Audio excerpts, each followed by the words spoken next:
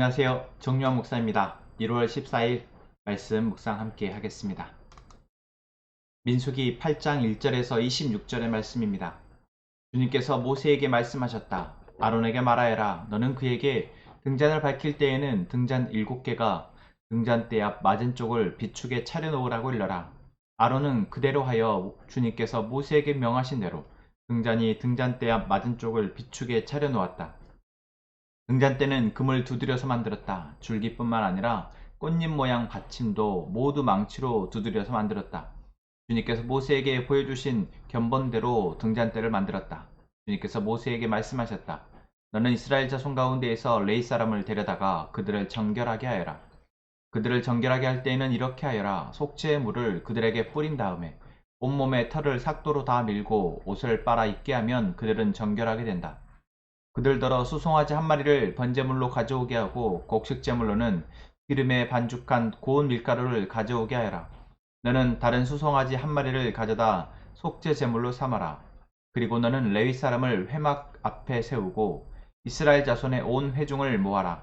내가 레위 사람을 주 앞에 세우면 이스라엘 자손이 레위 사람에게 그들의 손을 얹을 것이다. 그러면 아론이 이스라엘 자손을 위하여 레위 사람을 흔들어 바치는 제물로 주 앞에 바쳐야 한다. 이렇게 한 다음에야 레위 사람이 주를 섬기는 일을 맡아 할 수 있다. 너는 레위 사람이 수송아지 머리 위에 손을 얹은 다음에 한 마리는 속죄제물로 한 마리는 번제물로 나 주에게 바쳐서 레위 사람의 죄를 속하도록 하여라. 너는 또 레위 사람을 아론과 그의 아들들 앞에 세우고 나 주에게 흔들어 바치는 제물로 그들을 바쳐라. 이렇게 하여 너는 이스라엘 자손 가운데에서 레위 사람을 따로 갈라 세워야 한다. 그러면 레위 사람은 나의 것이 된다. 내가 이렇게 레위 사람을 정결하게 하고 흔들어 바치는 제물로 그들을 바친 다음에야 그들은 맡은 일을 하러 회막에 나아갈 수 있다. 이스라엘 자손 가운데에서 레위 사람은 온전히 나에게 바쳐진 사람이다. 모태를 처음 열고 나온 모든 맞이 대신에 이스라엘 자손 가운데서 그들을 나의 것으로 삼았다. 이스라엘 자손 가운데서 모든 맞이는 나의 것이다. 사람뿐만 아니라 짐승도 마찬가지이다.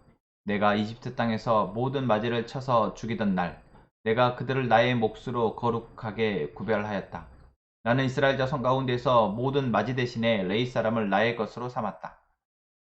내게 바쳐진 그 레위 사람을 이제 내가 이스라엘 자손 가운데에서 구별하여 이스라엘 자손을 대신하여 회막에서 맡은 일을 하게 하려고 또 이스라엘 자손의 죄를 속하여 주어 이스라엘 자손이 성소에 접근할 때라도 재앙을 받지 않게 하려고 아론과 그의 자손에게 레위 사람을 주었다.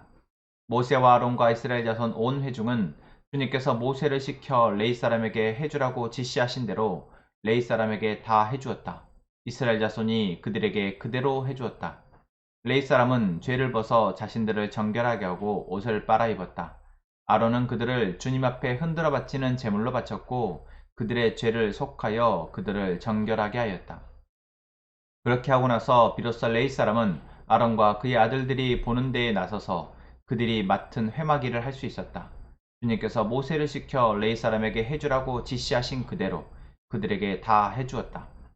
주님께서 모세에게 말씀하셨다. 레위 사람에게는 다음과 같은 법이 적용된다. 25살이 되는 남자는 회막에 들어와서 맡은 일을 하기 시작한다. 50살 때부터는 회막 일을 하지 않는다. 다만 그들은 동료들이 회막에서 맡은 직무를 수행할 때에 그들을 도울 수는 있어도 그들이 직접 그 일을 맡아서 하지는 못한다. 너는 레위 사람이 이와 같이 직무를 수행하게 하여라. 아멘. 민수기 8장의 말씀을 함께 읽었습니다. 민수기 8장은 1절부터 4절까지는 성소 안에 등잔대에 대한 이야기를 하고 있고 5절부터는 레위인의 구별에 대한 이야기를 하고 있습니다. 전혀 다른 이야기를 하고 있는 것 같지만 사실 이것은 하나의 메시지를 이야기하고자 하시는 것입니다. 그것은 무엇일까? 그것을 위해서 우리는 성소의 등잔의 역할을 먼저 알아야 합니다. 여러분, 성소는 두꺼운 장막들로 쌓여져 있어서 등잔에 불이 켜지지 않으면 아무것도 보이지 않는다고 합니다.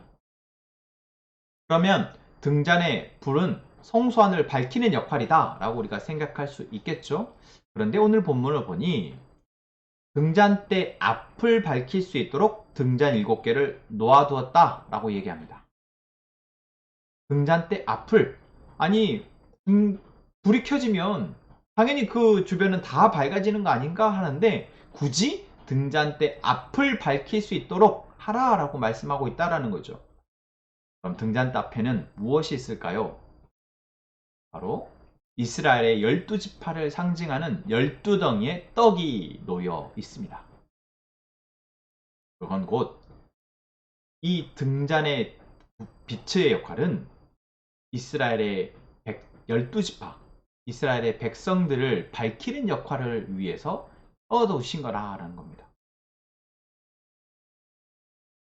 이스라엘 백성들의 길을 밝히는 역할, 그것은 곧 말씀이 하시는 역할이죠. 하나님의 말씀의 빛이 이제 이스라엘 백성들을 비추어 그들로 하여금 진리의 길로, 생명의 길로, 하나님의 축복의 길로 가도록 하신다라는 것입니다. 그리고 나서 이야기하는 게 뭐예요? 레위인의 구별의 절차를 이야기하고 계십니다. 곧 하나님은 성소 안에 등잔이 말씀의 빛이 되어서 이스라엘 백성들을 비추게 하셨던 것처럼 레위인들을 통해서 그들이 하나님의 말씀을 간직하여서 이스라엘 백성들을 가르쳐 그들로 하여금 하나님의 생명의 길, 진리의 길, 축복의 길로 가도록 하신다라는 겁니다. 사실 광야의 길 여정 가운데에서는 레위인들은 그냥 성막 짓고 해체하고 운반하는 역할만 합니다. 다른 역할이 특별히 그들에게 주어지지 않습니다. 그런데 이들이 가나안 땅에 정착하고 난 뒤에는 이스라엘 지파가 각각의 땅의 분배를 받아서 흩어지고 그 분배받은 땅에 레위 사람들이 12무리로 나누어져서 살게 되어지며 그들을 가르치도록 하나님이 하신다라는 거죠. 하나님은 레위 자손들을 구별하신 이유가 단순히 성막을 옮기는 일에만, 성막을 관리하는 일에만 맡기신 것이 아니라 진짜 이 레위 자손들을 구별하신 이유는 하나님의 말씀을 하나님의 백성들에게 가르쳐 그들로 말씀에 따라 살아가도록, 거룩한 백성으로 계속해서 살아가도록 하시기 위함이다 라는 거죠. 그런데 사사기의 역사를 보면 레위인들이 역할을 잘 했는지 안 했는지 우리는 알 수 있죠. 여러분 어떻습니까? 사사기에서 이스라엘 백성들은 계속 하나님을 잃어버리고 불순종하여 고통을 당합니다.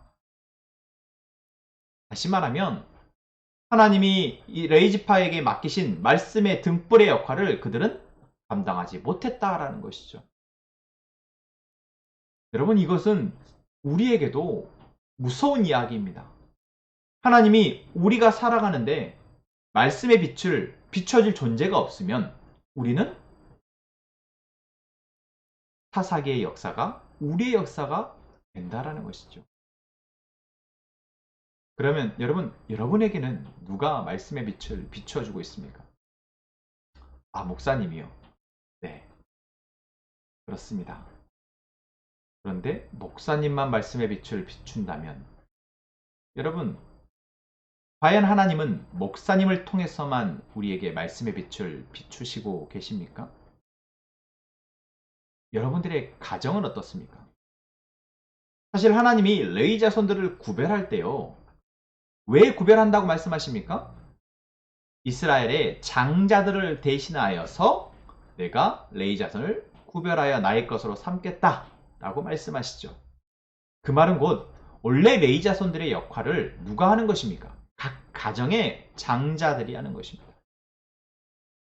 그러니까 한 가정마다 장자들이 하나님의 말씀의 빛을 비추어서 그 가정이 하나님 안에 거룩한 삶을 살아가도록 하나님은 하신다라는 거죠.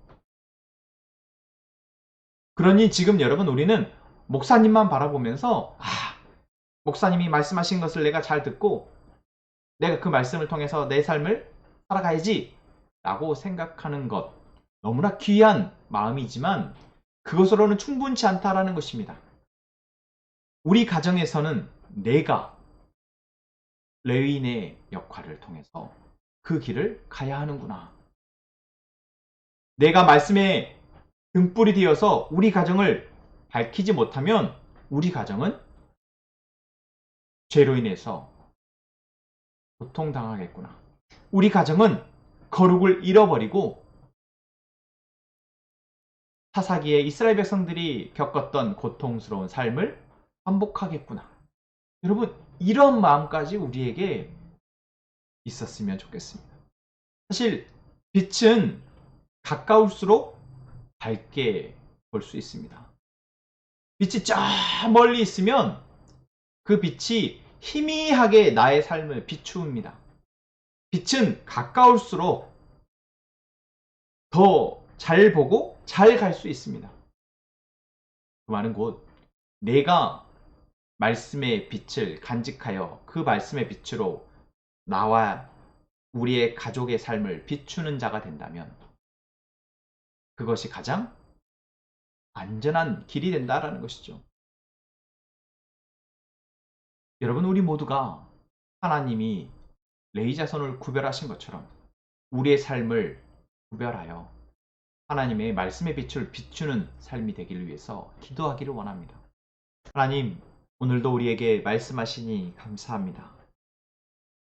하나님이 우리의 삶을 정결케 하시고 우리를 통해 하나님의 빛을 이 세상 가운데 비추게 하시니 감사합니다. 우리는 할 수 없는 일이지만 하나님이 우리로 하게 하실 것을 믿습니다. 하나님, 우리를 통해서 하나님의 진리의 빛이, 생명의 빛이, 거룩의 빛이 우리의 사랑하는 형제와 가족과 이웃들에게로 비춰지게 하옵소서. 그렇게 되기 위해 우리를 정결케 하여 주옵소서. 우리 함께 행복한 선한 목자교회의 모든 성도들에게 이 은혜를 허락하시고 이것을 위해서 날마다 기도하며 나아가도록 우리를 이끌어 주옵소서.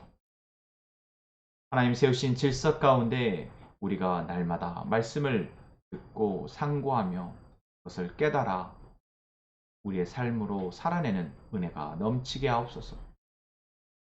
이 시간 우리의 기도를 들으심에 감사하며 예수님의 이름으로 기도합니다. 아멘.